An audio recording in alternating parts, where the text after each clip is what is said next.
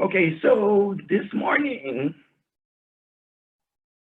I have the pleasure of interviewing Dr. Edward Halperin. Just as a background, the Pediatric Radiation Oncology Society started last year interviewing some of the luminaries of pediatric radiation oncology to keep in our archives. And so far, we've interviewed two people. And of course, Dr. Halperin needs no introduction because everyone knows him. But what we also wanted to know, Dr. Halperin, not only from his, work in radiation oncology and medicine, but also things that are outside medicine. So Dr. Halperin, can you tell us, where you're from, and a little bit about your family? I was born in Somerville, New Jersey. Somerville is in the middle of the state, located between Princeton, New Jersey, and New Brunswick, New Jersey, where Princeton University and Rutgers University are located. My father owned a retail pharmacy on Main Street in Manville, New Jersey, back in an era when there still were retail pharmacies on Main Street with names like Halperin's Pharmacy, instead of everything being a chain. And my mother was the entire 8th grade English department of the Branchburg, New Jersey Middle School. So I know how to diagram a sentence. I'm the youngest of 3 children. My sister Eleanor was a high school history teacher. My sister Harriet is an accountant, and I was the youngest child of Irving and Max Halperin. And I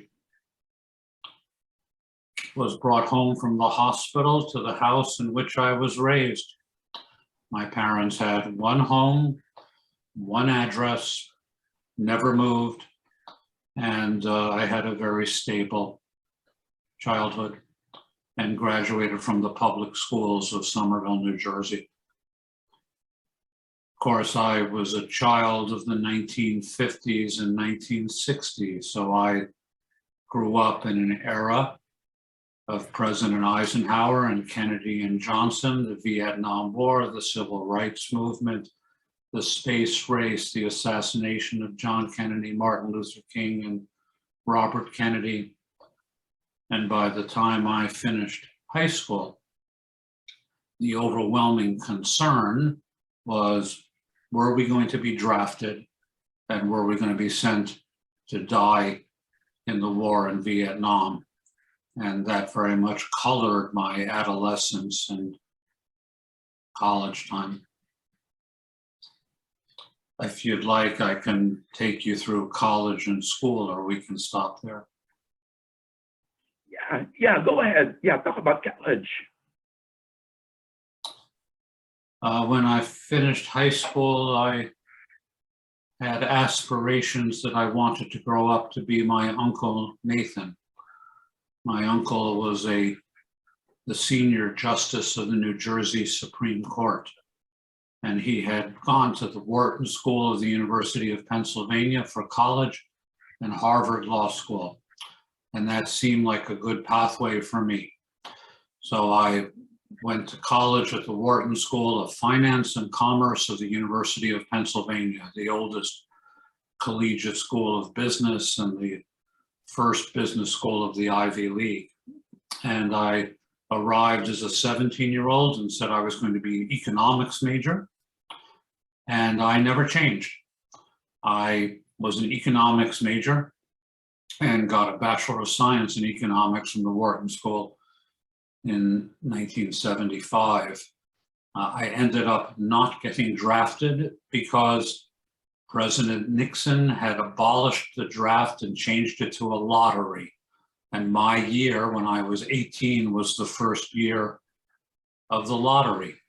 And my lottery number was about 180, and they drafted up to about 120 25 or 130.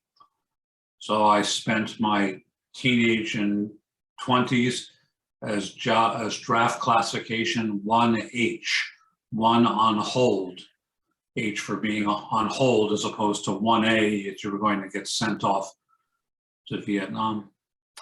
While I was in college, I got the idea that if I became a lawyer, no one could guarantee me that I would immediately become a Supreme Court judge, or that I would end up being the Assistant U.S. Attorney General for Civil Rights, desegregating the University of Alabama and the University of Mississippi.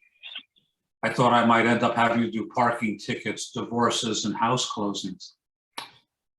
And I told my parents very formally, as a 18 and 19-year-old, that I thought that lawyers got people out of trouble that they got themselves into, but that doctors dealt with the primary forces of evil in the world, and that I was going to be a doctor, not a lawyer.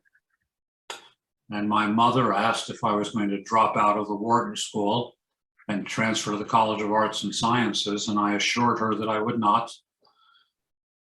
And so I graduated from Wharton and I went to Yale Medical School.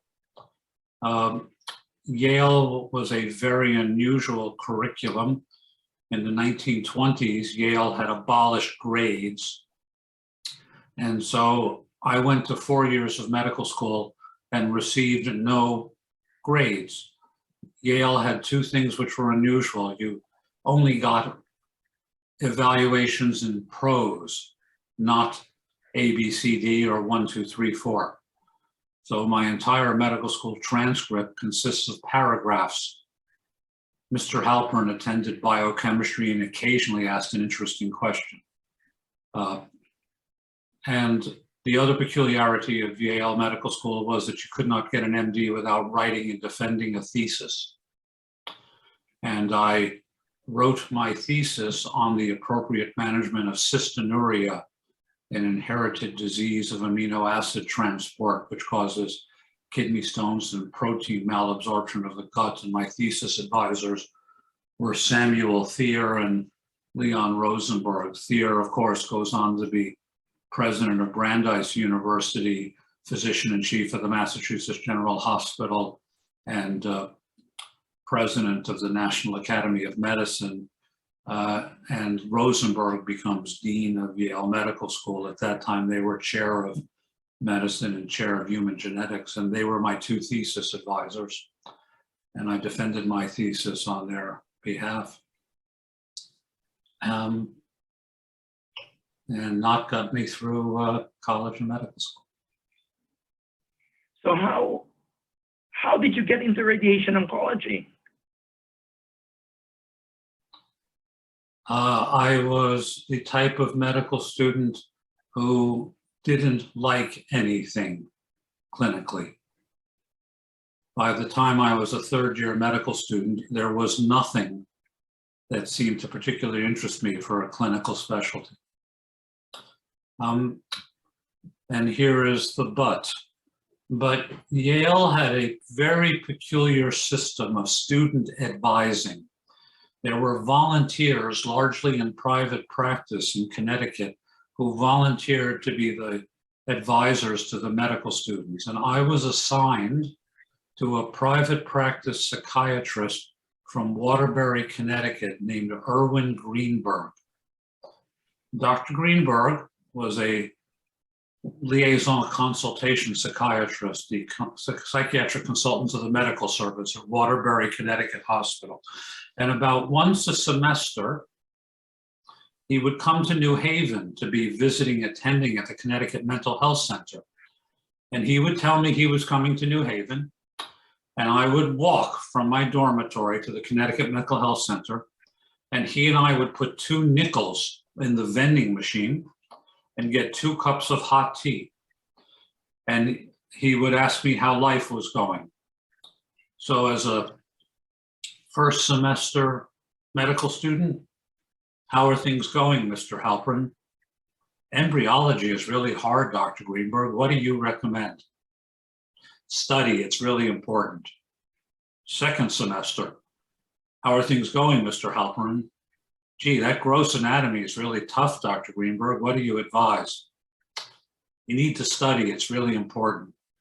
So for 3 years, Dr. Greenberg's advice to for any of my problems with medical school were to go to the library and study. At the end of my 3rd year of medical school, he said, what do you want to do when you grow up, son? I said, I don't know, sir. I don't really like much of anything, to tell you the truth. Nothing's really caught my fancy. I guess I'll match in pediatrics. I guess it's okay. And out of the blue, Dr. Greenberg said to me, I think you ought to go talk to James Collins. He runs the medical student elective in something called radiation therapy. It's a really hard specialty. The patients are really sick. It involves a lot of physics. I think you'd be good at that. So he handed me a piece of paper with a phone number, J.T. Collins.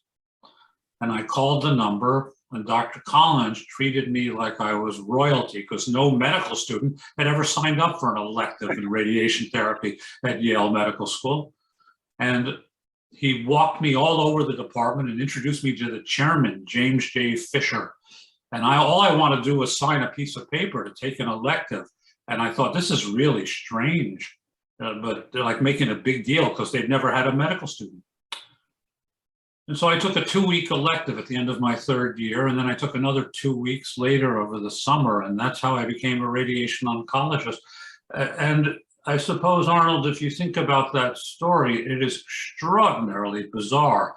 Of all of the things of a psychiatrist who had spoken to me a half a dozen times in 3 years, of all of the things to say to a 20-year-old, I'm sorry, to a 22 or 23-year-old, I think you'd be a good radiation oncologist. You ought to look into, that's a really strange thing to say. You know, you could imagine saying to someone, I think you'd be a good internist. I think you might be a good pediatrician and a surgeon. But you don't say to a 23-year-old, you'd be a good blood banker. You'd be a good invasive radiologist. You'd be a good, that's a really weird specialty to say something. And before he died, I never elicited an answer from Dr. Greenberg of why in the world he had ever said that to me. But that's how I ended up as a radiation oncologist, because Erwin Greenberg told me he thought I'd be good at that. That's a interesting and funny story, actually. So I want to show you something.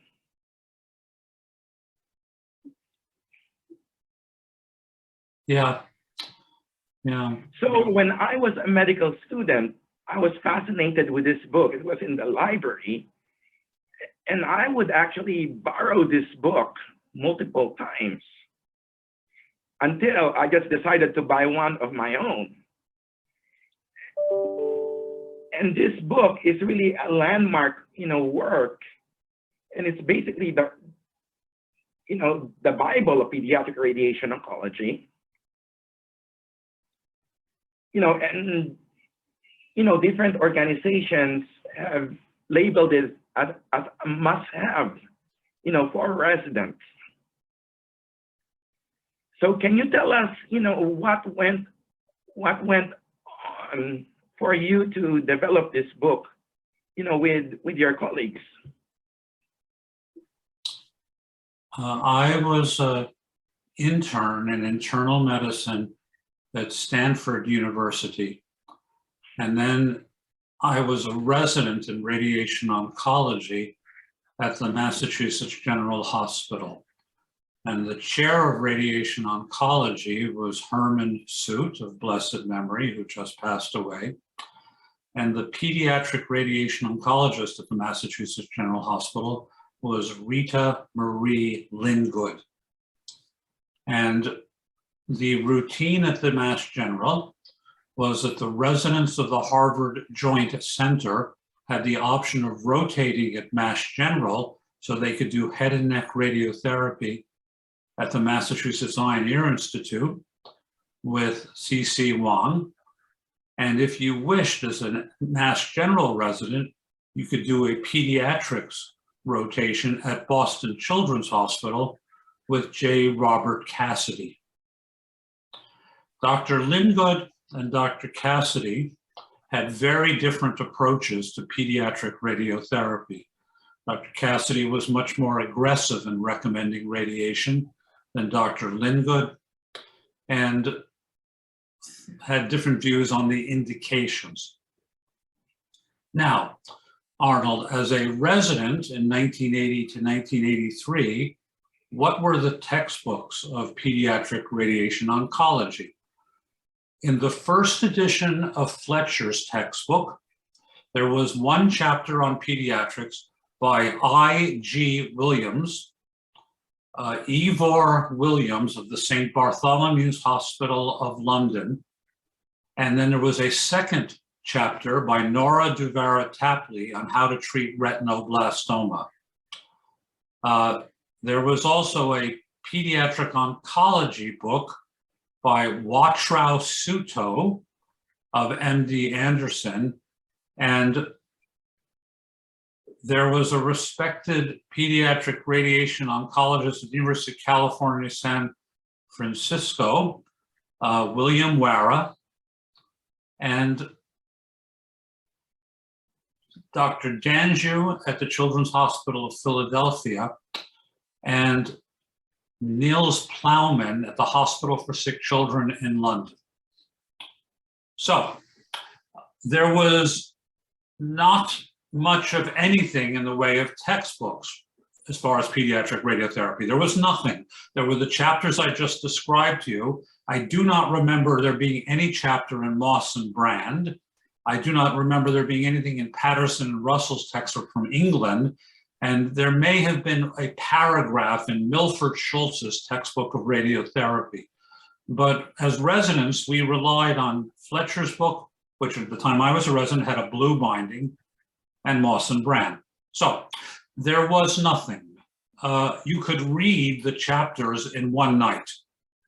So you could go look up papers, but there was nothing to read as a substantive overview.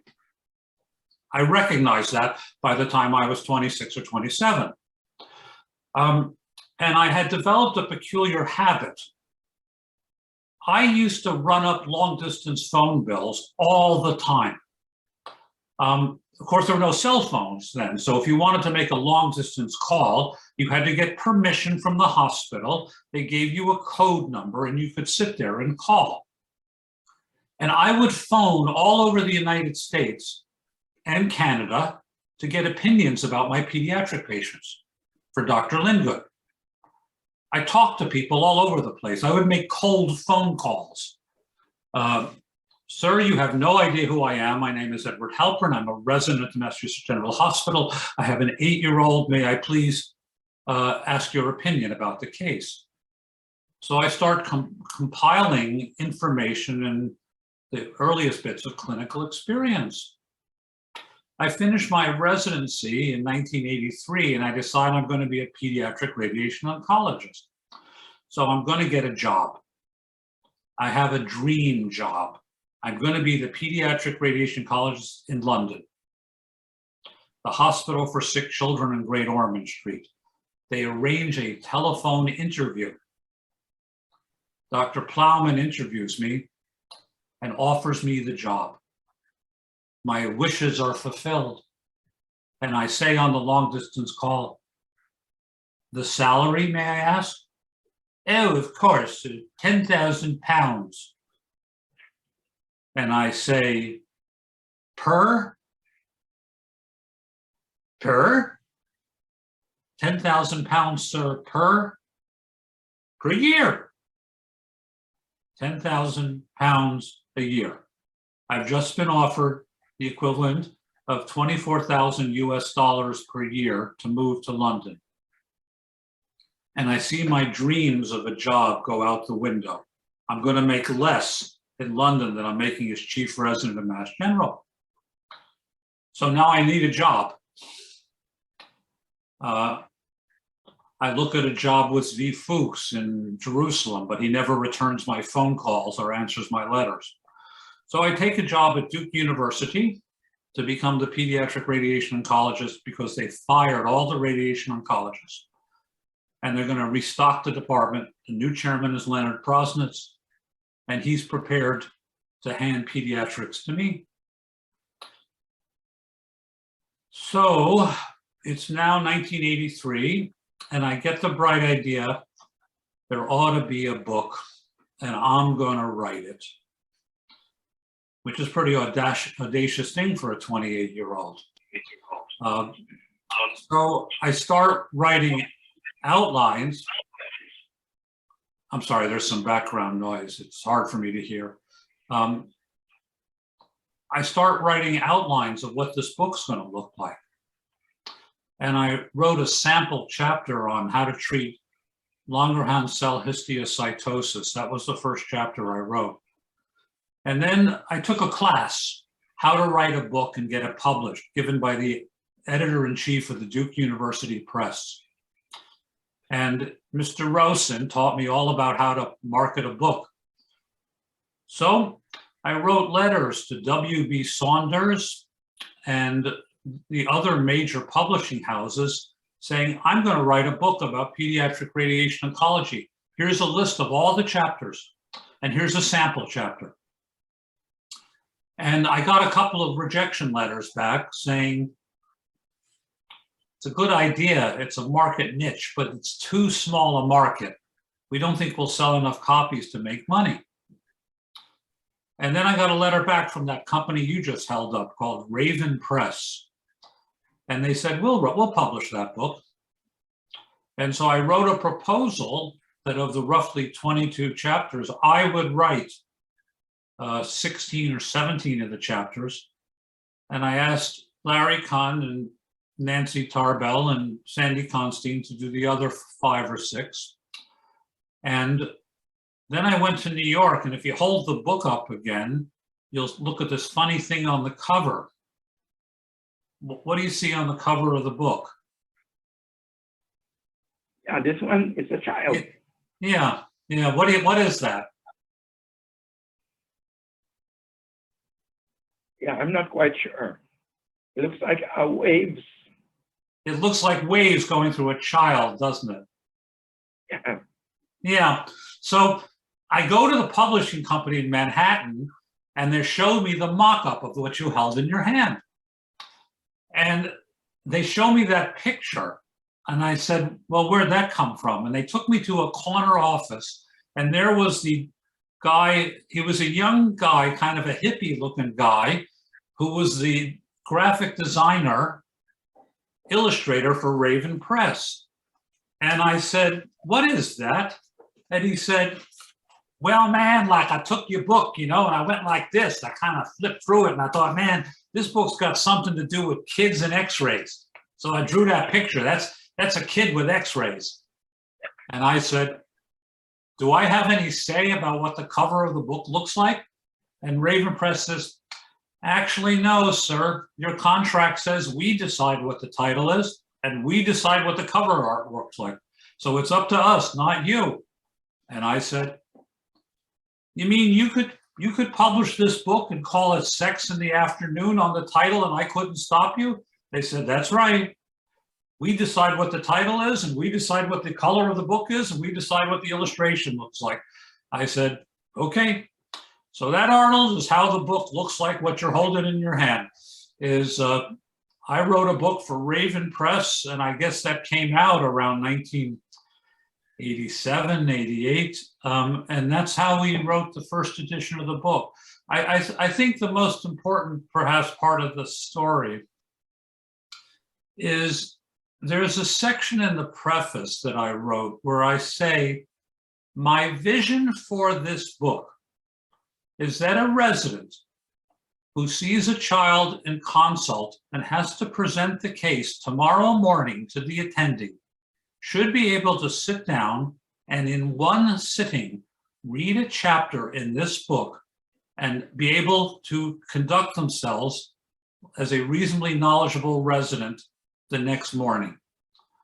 Because I remember going with rolls of nickels to the Mass General Library, Xeroxing articles on a Tuesday night at 9, 10 o'clock at night, so that 8 o'clock on Wednesday morning, I wouldn't look like an idiot trying to present a pediatric case to Dr. Lingood.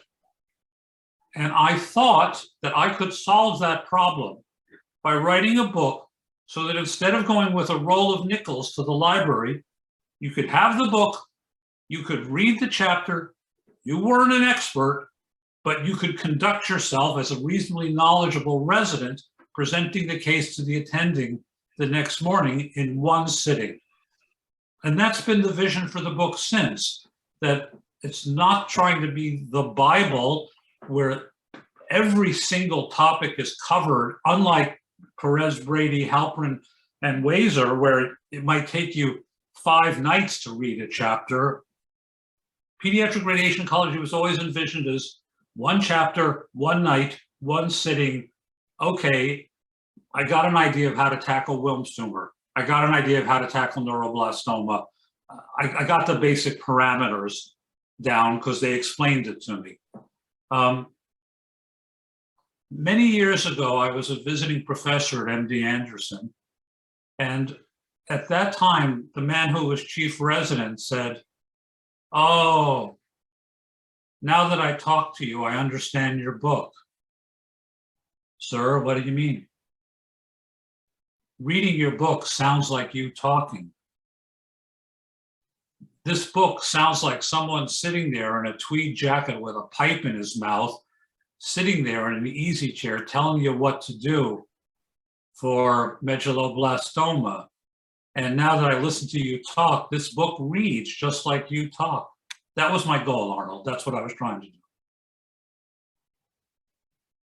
Okay, so Dr. Halperin, let's change topics a little bit.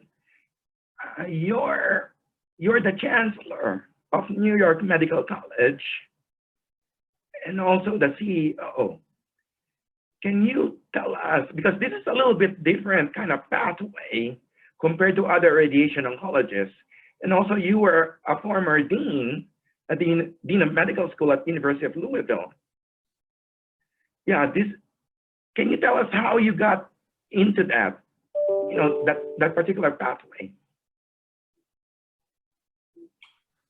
I had the classic academic pathway. I became an assistant professor and an associate professor and a full professor, residency program director, co-chairman of the medical school curriculum committee, chairman of the Department of Radiation Oncology at Duke, vice dean of Duke Medical School, and then I became dean of the medical school of the University of Louisville. And then I became chancellor and CEO of New York Medical College, which is a university with a dental school, a medical school, a nursing school, a graduate school, and a school of health professions. And the various deans and directors report to me, and I report to the board of trustees. So my pathway was classic for people who end up as deans and college presidents, with a very big but. Is that I'm a radiation oncologist. Most people who end up as deans and chancellors are internists and surgeons and pediatricians and psychiatrists.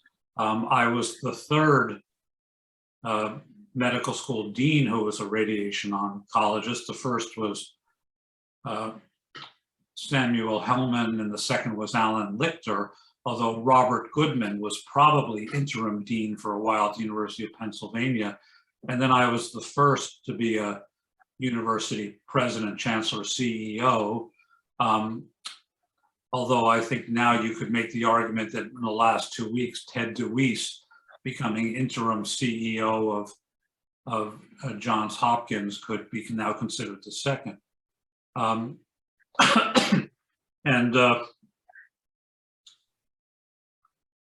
It would be honest to say that there were some hills to climb in this, because I certainly got asked questions in my career. A radiation oncologist, like, is that a real doctor? do you know how to run a medical school? Do you know how to run a health science university? I mean, you're not a surgeon. I had people make comments like that to me, are you a real physician? Not by people outside of medicine, but by smart aleck comments by cardiologists and surgeons. Now, I mean, if your question is why, I just gave you the step-by-step. The why was that I was always interested in how medical schools and universities run. I was always interested in medical education. Even when I was 26 and 27, I had aspirations to end up as a dean. Eventually, I got the idea of running a university after I had become a dean. Okay, so I have one more question for you. So what advice would you give a medical student or a resident who wants to do pediatric radiation oncology?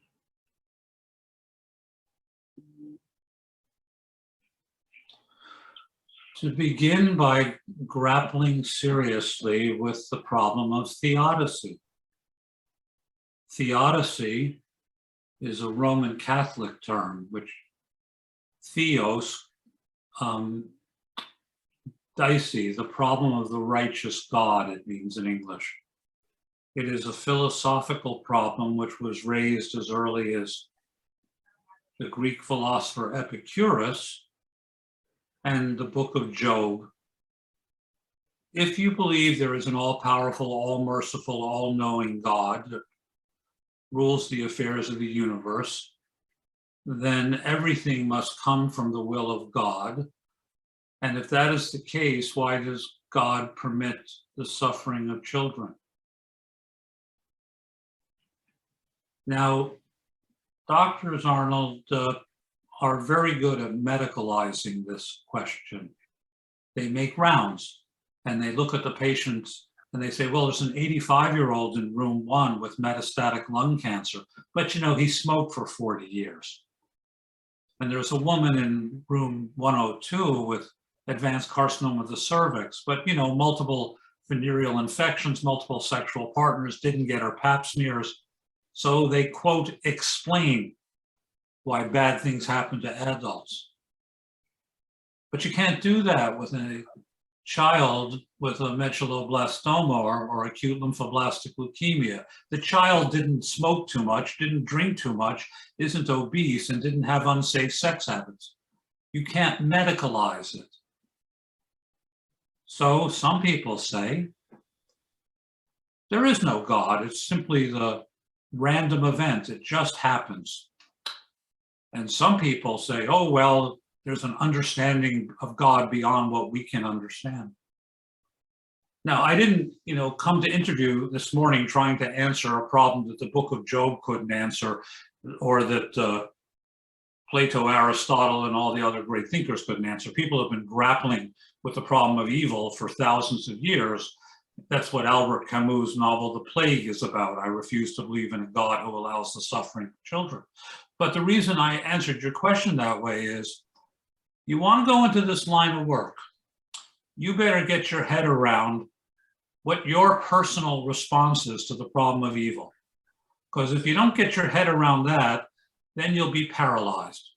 I've been doing this for over 40 years, and it is extremely common that a resident will rotate with me and fall apart on the first week of the rotation. They'll walk out of consults crying. I can't do this. I can't believe how you do this. One of my first residents, when he finished his residency training, he was a Southerner. He said to me on the day he graduated around 1985, Edward, upon finishing my residency, let me tell you everything I want to know going into private practice about pediatric radiation oncology. Your phone number. He never wanted to do it.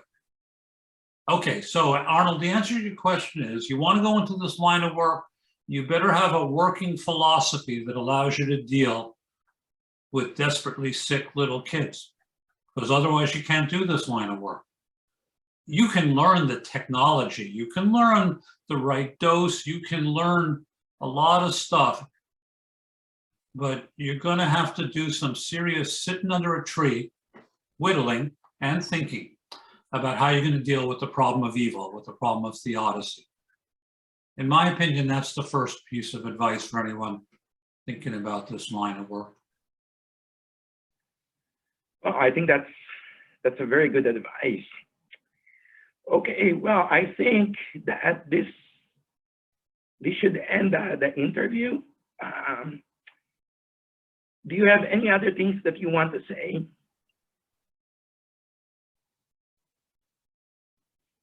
I would like to, say a few things about the establishment of prose that I think would be worth being recorded. The origins of prose, I would attribute to Durham, North Carolina, because roughly 40 years ago, Christian Carré comes from Lyon, France, and says he wants to do a voluntary elective with me at Duke University to see what I do taking care of children. And Christian came to North Carolina and I believe stayed for about a month and saw consults with me. And my favorite story is we walk out of a room of a patient with thyroid exophthalmos.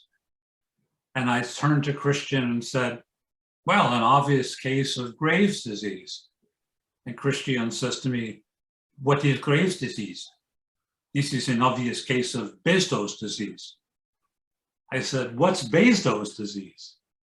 And he says, what is Graves' disease? So I go onto the shelf and I get off a medical dictionary. And I say, Graves' disease, see von Bestow's disease. Von Bestow's disease, see Graves' disease. So it turned out the French and the Germans call it von Bestow's disease, and the Americans and the English call it Graves' disease, and it's the same thing. And that ended up being a paper called The Eponymy of Thyroid Exophthalmos, though some of the Brits call it Parry's disease. Anyway, so Christian spends a month with me, and then he goes back home to Lyon, and then he writes to me, he thinks we should have a society, and we're going to incorporate it in France.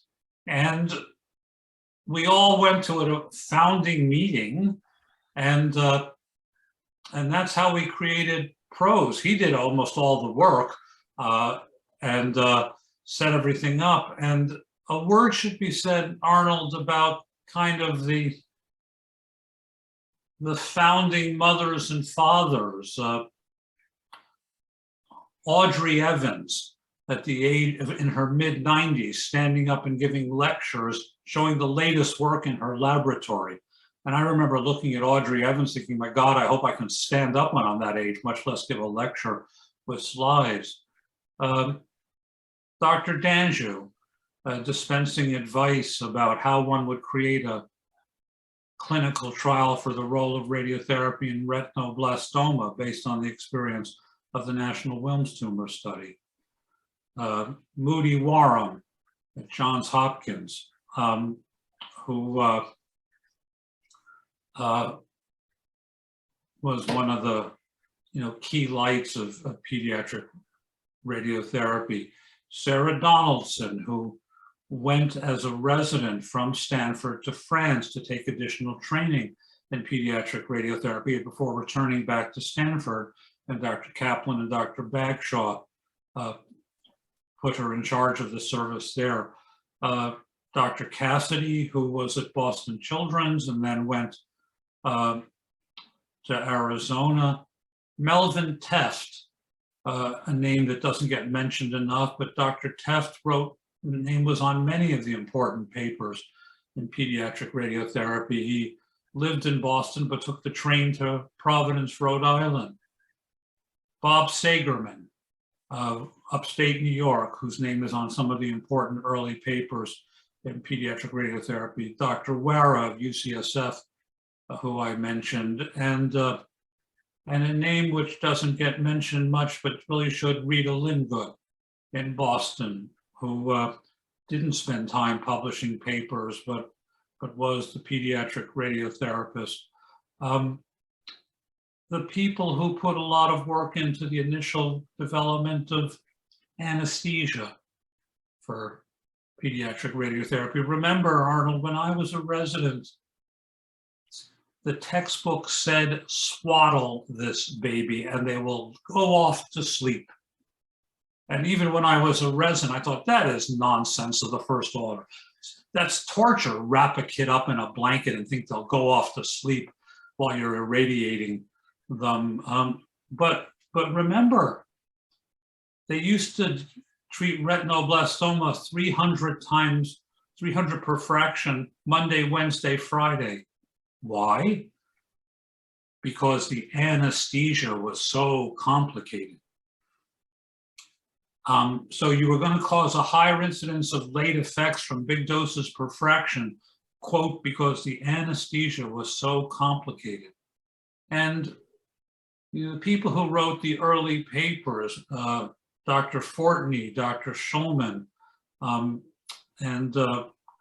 and he should rest in peace, Merle Harmel, who was the same anesthesiologist at the Blaylock-Taussig operation. They were the ones who said you could put kids to sleep 5 days a week and treat at 180 to 200 centigrade per fraction. It wasn't that hard if you had the right infrastructure. That was a big deal. And people take it for granted. They shouldn't take it for granted. That was serious work in the 1980s to make that mainstay radiotherapy.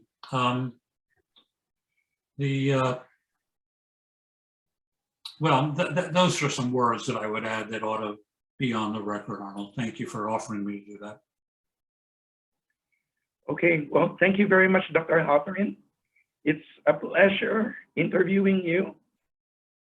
And I hope that this will be useful for our future trainees and radiation oncologists and pediatric oncologists too. I hope so too, Arnold. Thank you for doing this. Good luck with the project and have a good day. Okay, bye-bye. Bye-bye.